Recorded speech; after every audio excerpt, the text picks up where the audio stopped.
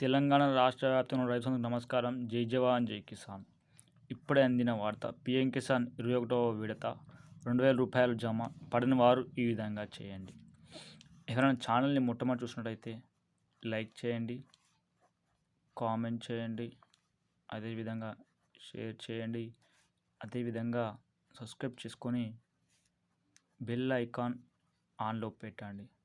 తద్వారా గవర్నమెంట్ నుంచి ప్రతి ఇన్ఫర్మేషన్ మీకు నోటిఫికేషన్ రూపంలో అందుతుంది. తద్వారా ప్రభుత్వం నుంచి వెలువడే ప్రజా సంక్షేమ పథకాలలో మీరు కూడా భాగం అవుతారు. ఇక ఆలస్యం చేయకుండా వీడియోకి వెళ్ళినట్టయితే 21వ పీఎం కిసాన్ నిధులను నేరుగా రైతుల ఖాతాల్లో జమ చేస్తామని ప్రభుత్వం అయితే అప్డేట్ అయితే తీసుకువచ్చింది. ఇదివరకే 20 విడత కింద పీఎం కిసాన్ నిధులను ప్రభుత్వం అయితే అర్హులైన లబ్ధుల ఖాతాల్లో జమ చేసింది. ఈ ప్రధానమంత్రి పీఎం కిసాన్ సమ్మాన్ నిధి యోజన సన్న చిన్నకారు రైతులకు ఆర్థిక సాయం అందించడం కోసం ఈ పథకం యొక్క ముఖ్య ఉద్దేశం.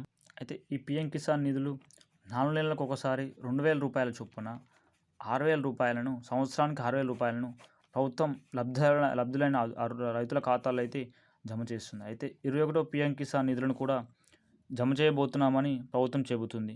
ఈ 21వ పీఎం కిసాన్ నిధులను నిన్న తమిళనాడులో జరిగిన కోయంబత్తూరు సభలో ప్రధానమంత్రి మోదీ గారు బటన్ నొక్కి ఈ నిధులను అయితే విడుదల చేశారు.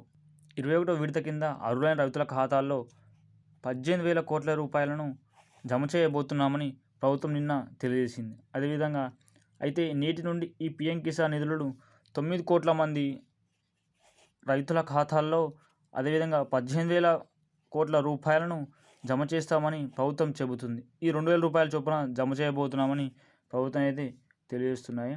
అదేవిధంగా ఈ పీఎం కిసాన్ నిధులను పొందాలంటే భూ వివరాలతో పాటు బ్యాంక్ అకౌంటు, అదేవిధంగా ఆధార్, అదేవిధంగా ఫోన్ నంబర్ లింక్ ఉండాలి.